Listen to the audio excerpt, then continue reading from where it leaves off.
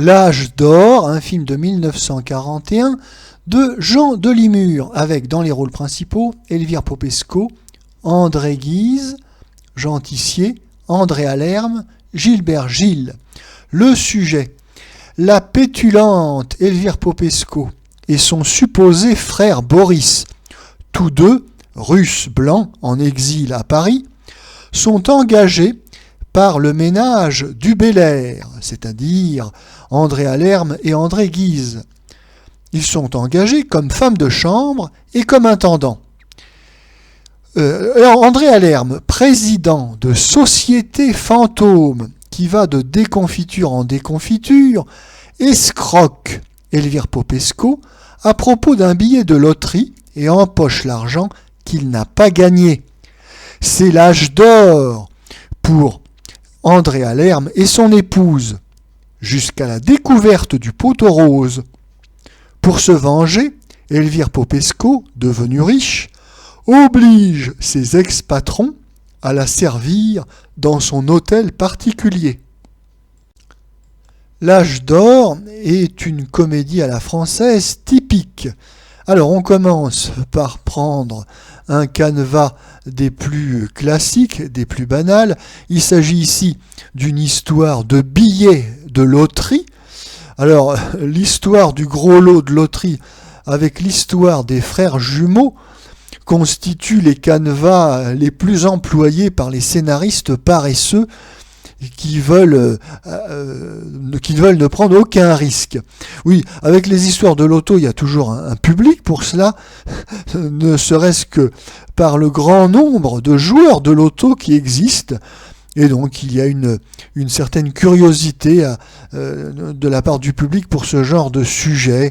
Il s'agit ici d'un vol d'un billet de loterie par André Alerme, qui a volé ce billet à sa bonne, et qui donc empoche des millions à la place de Elvire Popesco, qui est la véritable titulaire du billet.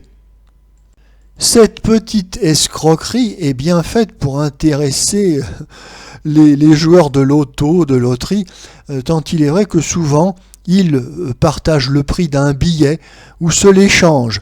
Oui, alors le film L'âge d'or, en tout cas, a un sujet en or, puisque cette histoire de billets frauduleusement acquis est bien faite pour susciter l'intérêt du plus grand nombre. Deuxième ingrédient de la recette d'une bonne comédie à la française, eh bien sûr, des acteurs comiques connus, qui sont même typés. On sait d'avance, en achetant son billet, à quel numéro d'acteur on va assister. Ici, on retrouve le rondouillard André Alerme qui joue une fois de plus un homme d'affaires, un grand bourgeois.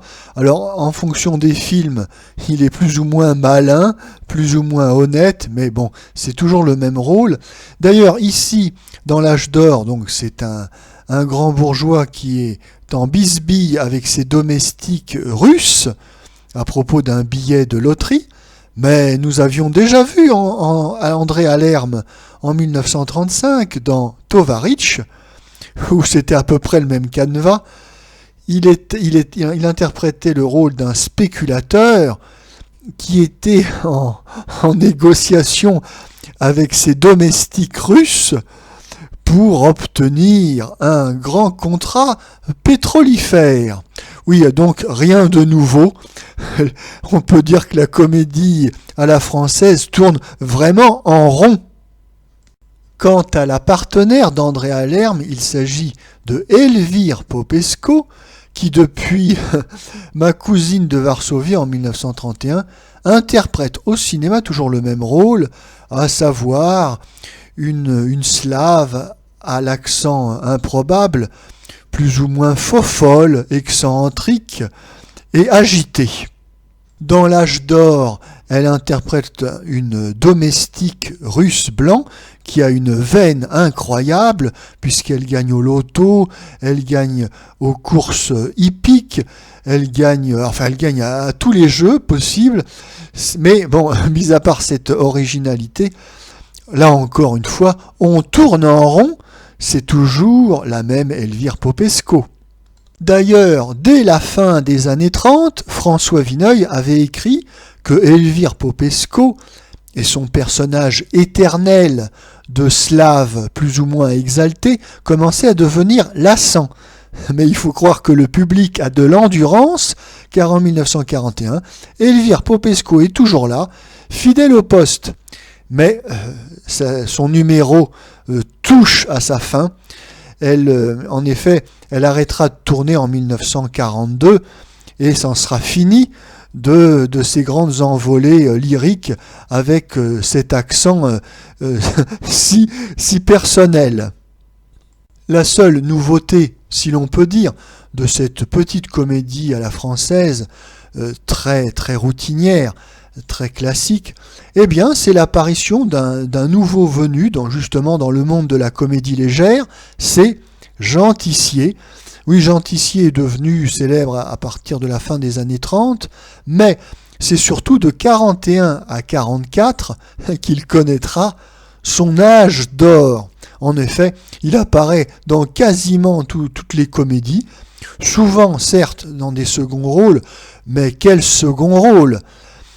Jean Tissier fait partie de ces rares acteurs qui, d'ailleurs comme Elvire Popesco, ont su créer de toutes pièces un personnage qui leur est tout à fait personnel. Donc c'est celui d'un grand garçon un peu lymphatique, un petit peu mollasson, plus ou moins malin selon les films, mais toujours assez efficace dans le comique à retardement.